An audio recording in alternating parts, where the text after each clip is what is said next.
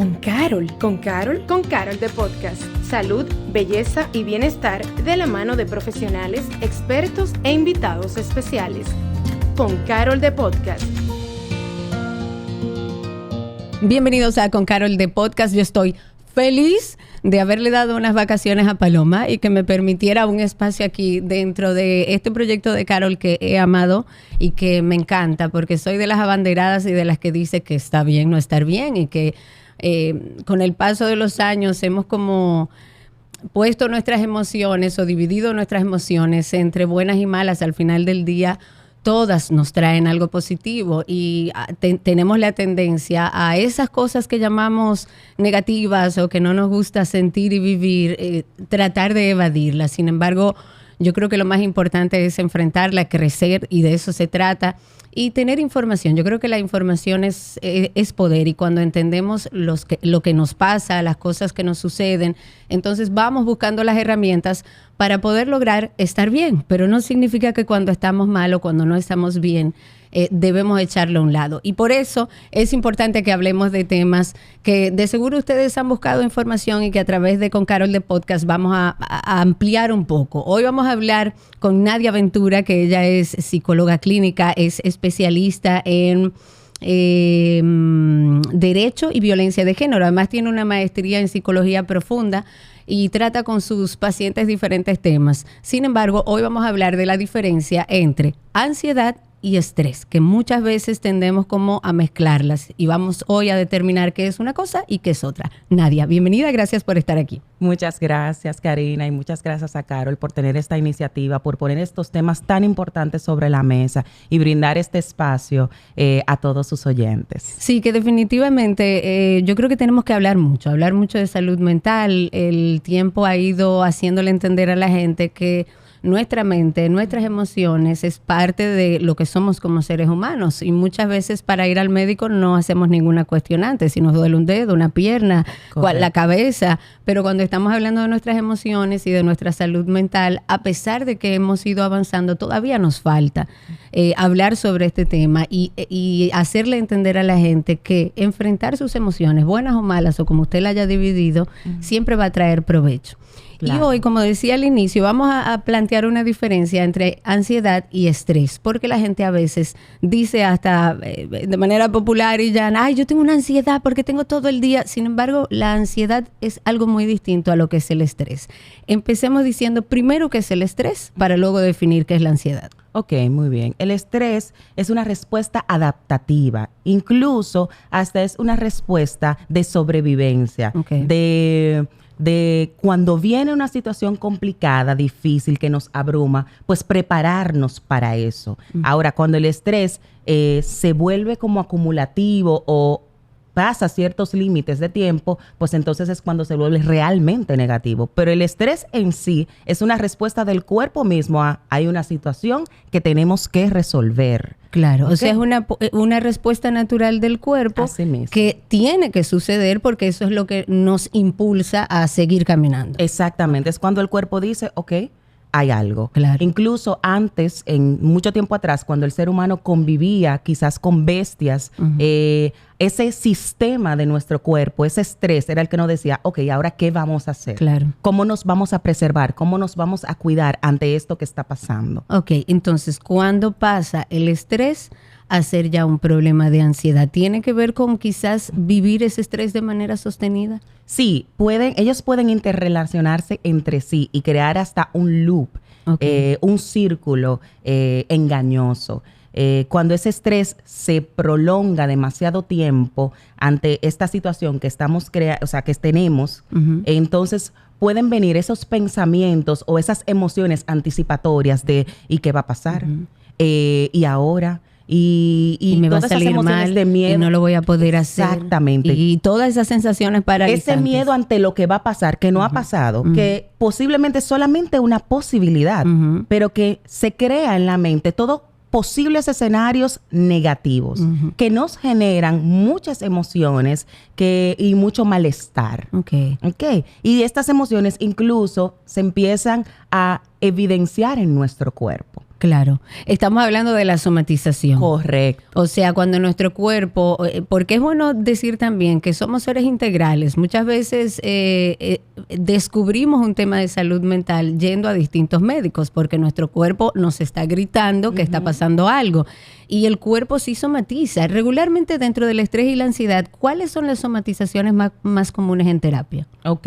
Es importante recordar que así como tú dijiste, el cuerpo somatiza, el cuerpo lleva la cuenta.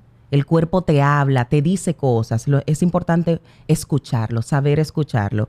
Dentro de los síntomas propios de la ansiedad podemos encontrar palpitaciones, sudoración, hay quienes le empiezan a sudar las manos, hay quienes también empiezan a tener dificultades en el pensamiento, de estructurar una idea de manera correcta. De organizarse. O sea, sí. En los síntomas físicos también podemos ver, hay quienes expresan como, yo a veces le digo como un sustito constante, como una presioncita en el pecho. Sí. Okay. Dolores de cabeza. Dolores de cabeza también, dificultades para conciliar el sueño. Okay. Y cuando ya esto es prolongado es mucho peor también porque una dificultad para conciliar el sueño, entonces te lleva a un insomnio y entonces ahí empiezan otras, como que se van interrelacionando otras situaciones de salud, porque un cuerpo que no descansa, pues entonces empieza a acarrear otras situaciones más graves. Claro, en el tema del estrés y la ansiedad, como para definir un poco, en el caso del estrés, y corrígeme si estoy equivocada, sería hablar de situaciones que se presentan en el diario vivir que nos generan esa necesidad de resolver las cosas y que no vamos a dar abasto.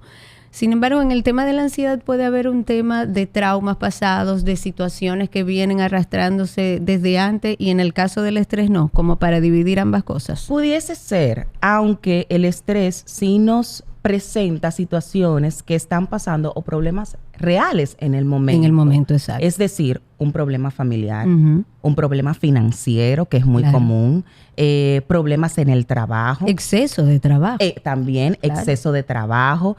Entonces, quizás también un accidente, todo eso que genera una respuesta de tengo que sobrevivir. Okay.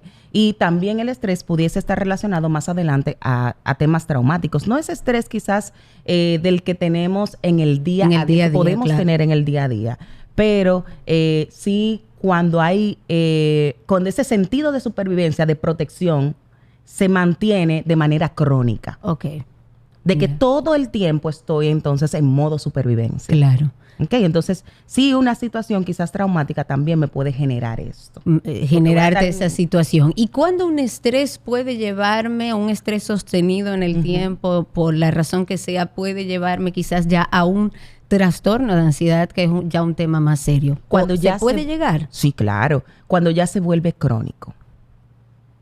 Cuando ya esta situación que yo estoy viviendo, que me genera estrés, pues también puede generarme esta ansiedad, porque esta preocupación real que tengo, ahora empiezo a tener la preocupación de, ¿y si esto sale mal? Y entonces empiezo a tener pensamientos, porque vamos a poder dividirlo quizás a nivel cognitivo, pensamientos desesperanzadores, y pensamientos de culpa, de por qué yo hice esto, yo debía hacer otra cosa.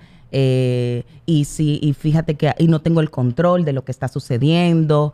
O sea, todo esto, o sea, como que se va enmarañando, y entre ellos, tanto una situación de estrés crónico me puede surgir entre una ansiedad, como también la ansiedad puede agravar el estrés. El estrés, perfecto. Vamos a hablar entonces de cuáles son las herramientas que tenemos para una cosa y la otra. Si sabemos, por ejemplo, alguien viendo ahora el podcast dice, mira, yo realmente ya estoy en ese punto donde debo buscar herramientas para no terminar en un trastorno de ansiedad.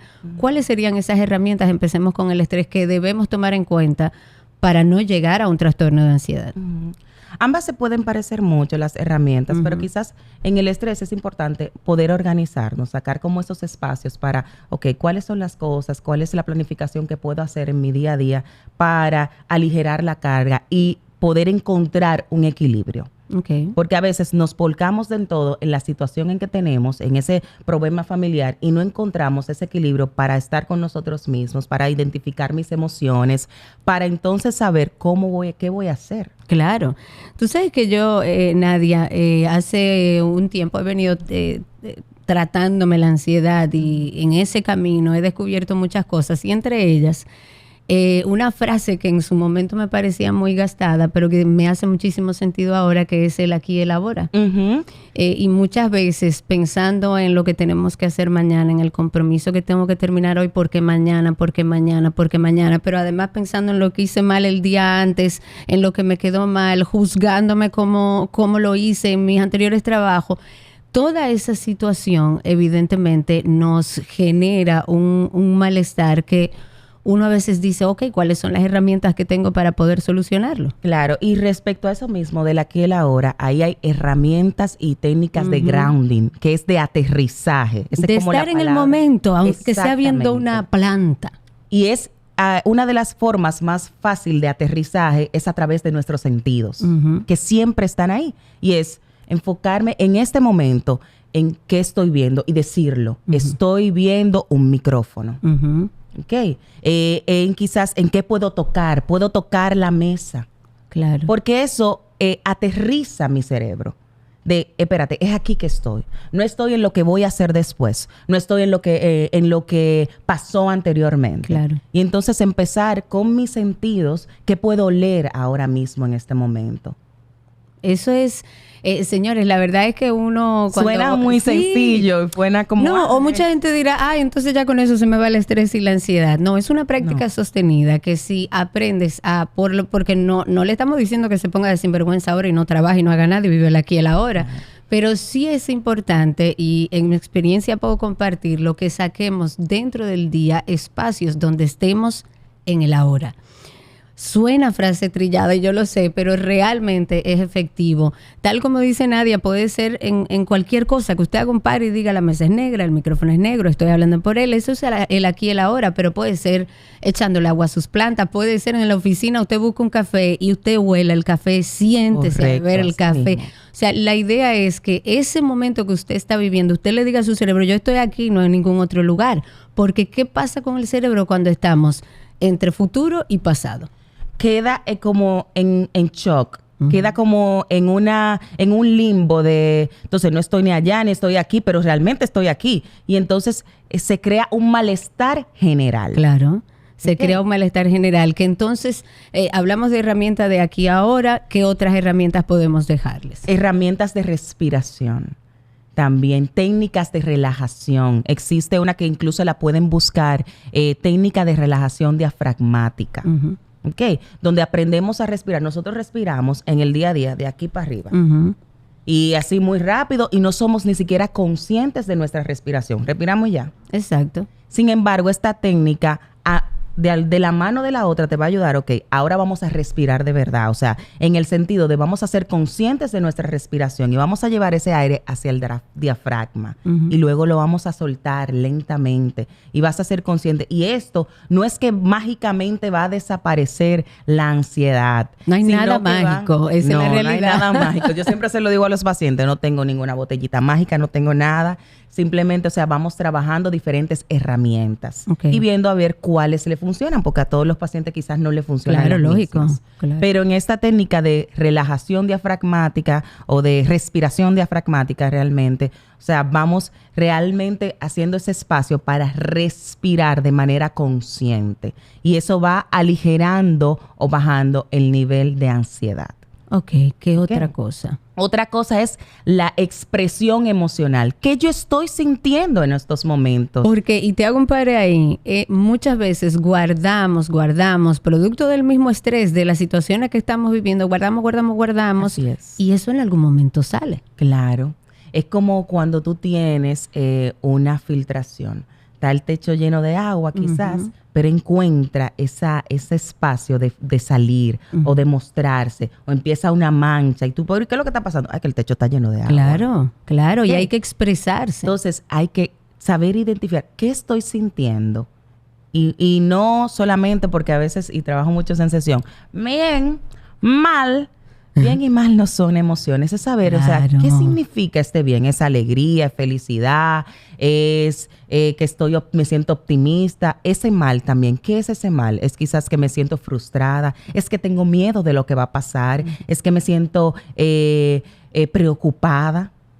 Es saber identificar esta. Y luego de que ya yo identifiqué, busque su red de apoyo, que es muy importante. ¿A qué llamamos red de apoyo? Son esas personas que están ahí para ti. Son esas personas que están ahí para escucharte. Más que decirte qué hacer, porque no buscamos que te digan qué hacer. Es escucharte, es estar ahí, estar presente. Que tú puedas decirle, mira, me estoy sintiendo de esta forma y que no me invalide, no diga, ay Dios, pero ¿y por eso tú te estás sintiendo así? Exactamente, no. Que esto va para aquellas personas que hacen de acompañantes, de cuidadores o simplemente amigos cercanos, familiares que quieren colaborarle con alguien, jamás le lacere un sentimiento, le anule un sentimiento a una persona que le dice que está llena de estrés o que está viviendo un proceso de ansiedad, porque lo que está viviendo esa persona, para ella, es algo grande, o para él. Exactamente. Entonces, simplemente acompañar es, amigo, amiga, aquí estoy. Me imagino que es una situación muy difícil para ti. Quizás no lo comprendo ahora mismo, pero es estar ahí para esa persona que recibe a ese amigo o esa amiga con esa situación. Pero expresar ya de por sí, hay pacientes que incluso cuando lo expresan, ya se van sintiendo claro. mejor, porque esa carga como que yo tengo, como me voy aligerando, la voy poniendo encima de la mesa. Claro. Y digo, mira, Karina, esto es lo que yo estoy sintiendo ahora. Claro. Y ya eso incluso ha pasado y incluso entre nosotras, los terapeutas y las terapeutas, a veces cuando tenemos este tipo de actividades o cuando tenemos una charla, llega un momentico que uno se siente un poco estresado. Claro, pero eso es normal. O ligera ansiedad, que no llega a nada crónico ni grave de, ok, ahora tengo esta presentación, tiene que salirme bien, claro. Y si no me sale muy bien, y si falla algo, y si falla el proyector, todas esas cosas. Y a veces cuando uno simplemente habla con el compañero o con esa persona de, tú te sabes ese tema, pero eso fue lo que tú estudiaste. Claro. Tú sabes, nadie maneja ese tema más que tú. A lo mejor lo que necesita una palmadita y una validación. Exacto, como estar, sí, pero tranquilo, que aquí yo estoy para ti. Además, yo voy a estar ahí, cualquier cosa. O sea, ya eso como que es verdad, uno dice. Claro. Sí, ¿y qué hacemos, Nadia, con esos pensamientos rumiantes que vienen cuando hay un estrés sostenido? ¿Qué hacemos con eso? Porque muchas veces es fácil decirle como, bueno, vive el aquí y el ahora, siéntese a comer y coma, no piense en nada. Sin embargo, la cabeza es autónoma. Incluso llamamos a la gente a que medite, a que respire de manera consciente, pero eso no significa ni trate de buscarlo, que usted no va a tener pensamientos porque los va a tener. ¿Qué hace una gente que su cabeza permanentemente le está mandando señales de negatividad? O sea, ese rumiar cerebral o mental, ¿qué hacemos con él? ¿Cómo podemos batallarlo? Es importante, además de hablarlo también, empezar a cuestionar el pensamiento. ¿Qué tan posible o real es esto de que pueda pasar eso? ¿Es una posibilidad o eso es una realidad? ¿Ok? ¿Cuáles son las probabilidades de que eso pase? Incluso hasta escribir también puede funcionar, o sea, como una forma de desahogarme, pero también de cuestionar esos pensamientos. Claro. Escuchar a otra persona, ¿qué tú piensas de eso? ¿Y si puede pasar esto? Y quizás eso también me pueda permitir, o sea, como tener otra visión, porque a veces nos estancamos y nos encerramos ahí solamente. Y hablar con alguien nos permite, pues, cuestionar mejor el pensamiento. Que vale decir que muchas veces cuando uno está en esas situaciones de estrés y de ansiedad, los pensamientos en su gran mayoría son negativos, o sea, tienen la tendencia a que todo va a salir mal. Y yo puedo dar fe y testimonio de que eso de cuestionar el pensamiento a mí me sirvió mucho. O sea, hubo un punto en el que yo dije, no, espérate, pero que mi cabeza y mis pensamientos no soy yo, porque si yo puedo observar mi pensamiento, significa que yo tengo control sobre ellos. Y a mí me pareció muy interesante, no es un ejercicio fácil, pero por poner un ejemplo que me pasó en algún momento, yo iba en los tapones que estamos acostumbrados aquí en República Dominicana, claro. Y mi cabeza empezó de manera automática a tornarse negativa, a pensar en los motoristas, a que no iba a llegar a mi lugar de trabajo a tiempo, y empecé a generar una serie de pensamientos negativos que incluso empezó a acelerar mi corazón, hasta que yo en el mismo carro dije, ok, ¿qué es lo peor que puede pasar si yo no llego a tiempo? Y empecé a cuestionarme aquellas cosas que estaban pasando en mi cabeza e increíblemente me di cuenta que yo tengo el control sobre ellos. Exacto. Y es sacar ese momento para cuestionar. Incluso Claro. en terapia trabajamos algunas preguntas y algunos ejercicios de qué tú le vas a decir a ese pensamiento, o qué le vas a preguntar a ese pensamiento y cómo te vas a responder de alguna manera.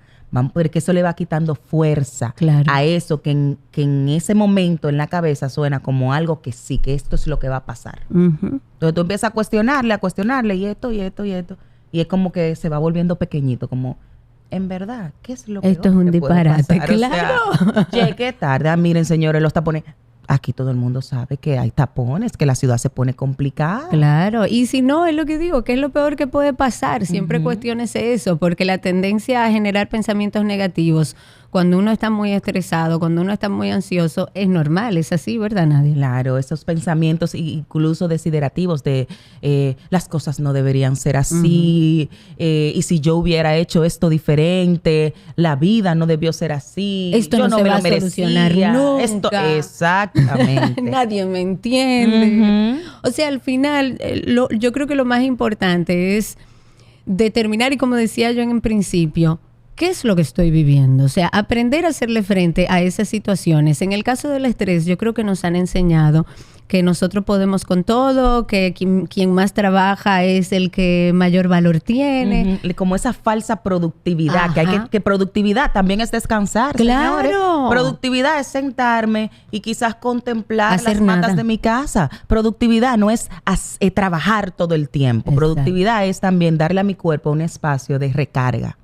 Claro. Y a veces nos olvidamos de eso. Que es lo más importante. Y dime algo, el tema del estrés y la ansiedad, estoy segura que en el caso de la ansiedad es importante tener un proceso terapéutico. En el caso del estrés, ¿qué tú recomiendas? Sí, también cuando ya está siendo muy prolongado, siempre estoy teniendo algún tipo de situaciones o hay varias situaciones paralelas de un tema económico, un tema familiar y vamos a decir un tema del trabajo al mismo tiempo, pues sí pueden acercarse a un espacio terapéutico también, donde puedan identificar qué herramientas a mí me funcionan o cómo yo puedo ir manejar cada una de esas situaciones para entonces ir sintiéndome mejor. Ok.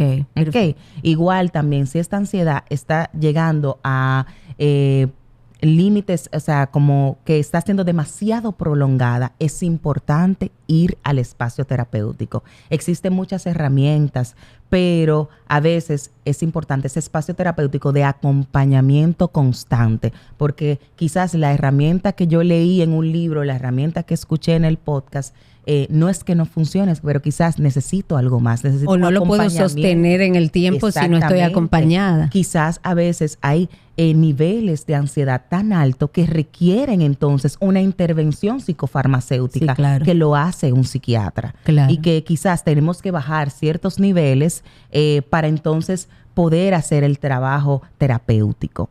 Y también en el caso del estrés, hay quienes también, los psiquiatras, pueden medicar ciertas, porque hay dos hormonas relacionadas estrechamente con el estrés. ¿Qué son? Como hablamos que el estrés es una respuesta adaptativa del cuerpo a una situación de emergencia, a una situación que se presenta, funciona el cortisol Claro. y la adrenalina.